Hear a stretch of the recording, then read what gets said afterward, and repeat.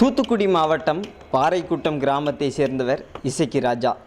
இவர் BE, MBA, MTech பட்டாதாரி ஆவார்.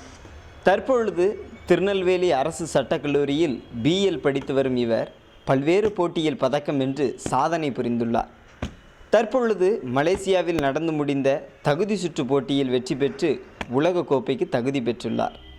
தமிழகத்திலிருந்து கிக் பாக்ஸிங் போட்டியில் தேர்வாகி இருக்கும் ஒரே வீரர் இவர்தான். லாஸ்ட் இயர் ரஷ்யாவில் நடந்த வேர்ல்டு கப்பில் வந்து பிரான்ஸ் மெடல், அப்புறம் ஏசியன் சாம்பியன்ஷிப்பில் பிரான்ஸ் மெடல், அப்புறம் இத்தாலி நடந்த வேர்ல்டு சாம்பியன்ஷிப்பில் வந்து 10th பொசிஷன் வந்தேன். அது போக இந்தியா வந்து கண்டினியூஸாக ஒரு 5 times வந்து இந்தியா சாம்பியன். யாருடைய உதவியும் இல்லாமல் சுயமான பயிற்சி மூலம் உலக அளவில் சாதித்ததாக கூறும் இசக்கி ராஜா தன்னுடைய அனைத்து செலவுகளையும் சமாளித்து வருவதாகவும் வருத்தம் தெரிவிக்கிறார்.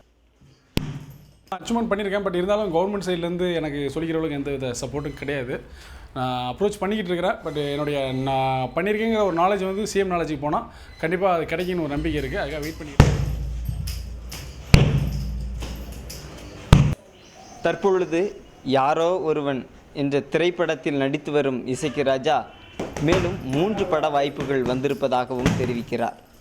நிஜ வாழ்க்கையில் போலீஸ் அதிகாரி ஆக வேண்டும் என்பதே தன்னுடைய லட்சியம் என்கிறார். தமிழகத்திலிருந்து தேர்வான ஒரே கிக் பாக்ஸிங் வீரரான இசக்கி ராஜா போன்றவர்களுக்கு அரசு தக்க உதவிகளை செய்து கொடுக்கும் பட்சத்தில் அவர்கள் தமிழகத்தின் புகழையும் இந்தியாவின் புகழையும் இந்த உலகத்திற்கு முன்பாக கொண்டு செல்வார்கள். Alvin, news 7 Tamil, Tirunelveli.